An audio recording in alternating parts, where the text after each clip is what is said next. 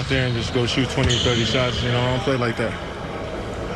So, I mean, we were up 30 points. So I had 5 shots. Everybody's shots were kind of evenly distributed around that time when we were up 30. So me taking 2 more shots after that wasn't the reason why we lost. They're playing a gimmick defense, which has been working, top blocking everything on the perimeter. So guys not even looking at the three-point line. They're just forcing guys inside the three-point line. So for us, when I get the ball in my spots, you know, I got a pest, Patrick Beverley, who's up underneath me. Well, I could definitely shoot over top and score every time if it's a one-on-one situation.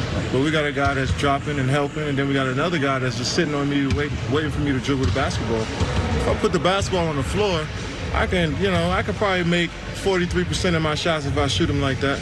But that's not really going to do nothing for us with the outcome of the game, you know, because we got a nice flow. Everybody touching the rock, everybody shooting and scoring. So I'm not going to get in the way of the game because, you know, I want to have a little back and forth with Patrick Beverley. I'm Kevin Durant. You know who I am. And this series is kind of weird because, you know, when the guy is that small, you know, you got the advantage.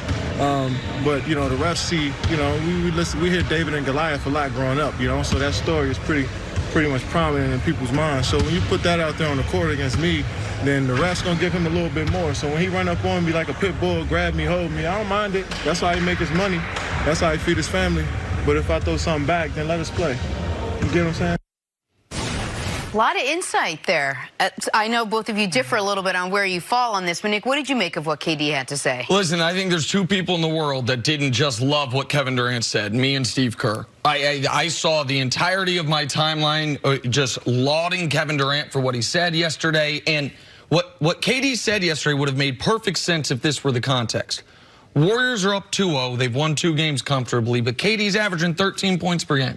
It's like, hey, Kevin, what's going on with you? What's going on with your offense? He says, hey, I'm not going to let a one-on-one battle, my ego get in the way of us winning.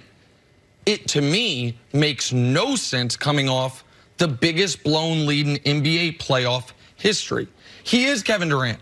He can rise up and shoot over him every time. So while your team is falling apart, while Steph is on the bench and then ice cold in the 4th quarter, rising up and shooting over him is exactly what you needed to do. It's what I would expect Kevin Durant's going to have partially as a game plan this evening when they play. I appreciate him saying also, I'm Kevin Durant. I'm not going to get into a one-on-one battle with Patrick Beverley, except in game 1 with Patrick Beverley, you got in a one-on-one battle and got ejected. And in game 2 with Patrick Beverley, you got in a one-on-one battle and you had 4 offensive fouls en route to fouling out. So I appreciate the commentary, but I don't think it lines up with what we've seen in the first 2 games. Well, it does line up because in those 2 games, he wasn't successful and he tried to go one-on-one. And what he was saying was, I'm not going to keep doing that because it's not the best style of basketball for me. I enjoyed the insight because when he talked about Patrick Beverley being underneath him, when he talked about the referees, like they're allowing Beverley to play his style. Now, I try to give Beverley a little something back, and they don't let us play. Kevin Durant got 5 offensive fouls called on him in 2 games. So for me, he gave us great insight. Also he talked about them being in the gimmick defense. I haven't heard too many people say that besides having Patrick Beverley on him. He talked about the help side defender being in the lane, ready for him, because once he gets the ball, if he puts it on the deck, that guy is coming. He taught me so many things. Also, Steve Kerr's wrong as far as Kevin Durant should get 20, 30 shots. Well, Kevin Durant very seldom ever shoots 30 times, and he's one of the most selective, I would say the most efficient scorer that I've seen in the NBA the last 15 years. So he has a game plan. He talked about how he thinks about the game, when he gets the ball, what he's going to do. So for me, we have so many guys that are so talented.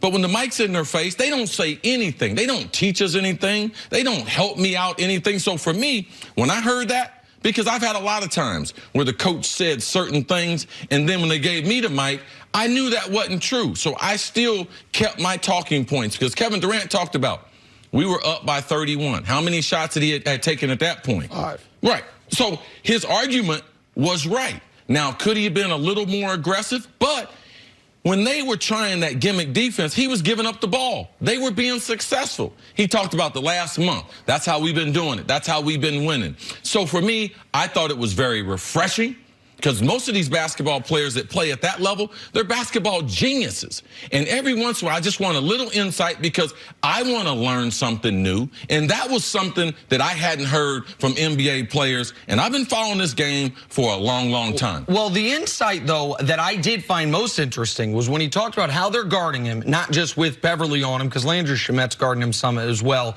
but the help side defense on him. And this is something that I found insightful and interesting, but maybe for a different reason most people did. Do you know what he described there?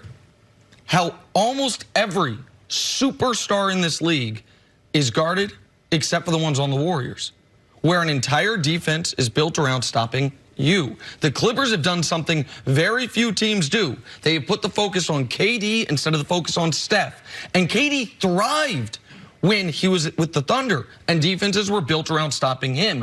Maybe the last 3 years have made him forget to a degree what Harden goes through every night, Giannis, Kawhi, LeBron. When you are the MVP who's the best player on a team, which is the case for everyone except for Steph and KD, who have each other, this is what these guys always go through. Yeah, but I'm not going to judge KD when he's he's on a team full of superstars. What he does next year, we'll have commentary for that.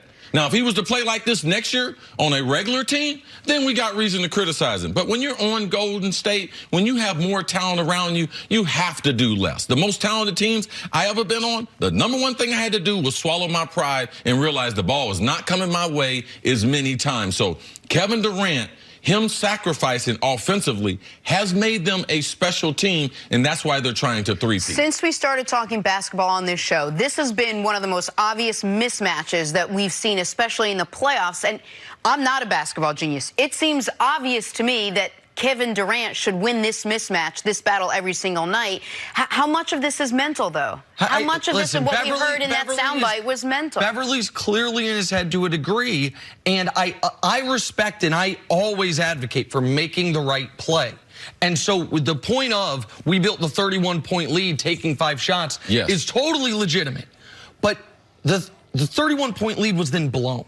And in the course of that being blown, your best player is simply saying, okay, maybe this isn't what we typically do, but we're in a crisis moment, so I am going to rise up and shoot. That, to me, is what we expect Kevin Durant to do when the guy guarding him is a foot shorter than him. Kevin Durant could have been more aggressive in that time they made the comeback. But when you're in the comeback, no one knows they're going to come all the way back. So you want to stick all right? So Kevin Durant, 20 times in his career, he's taken 30 shots, all right? 3 times with Golden State. So forget what Steve Kerr is talking about. Right. Steve Kerr just talking to the media. Kevin Durant gave us some insight, and just like we have done since he made that decision, it's very seldom do we ever see any good in Kevin Durant and what he's doing. I'm so glad a guy plays the right way. LeBron James plays the right way. People criticize him. So let's try to keep that going with Kevin Durant. Kevin, you're doing right. Watch Kevin go off tonight. Got a break there.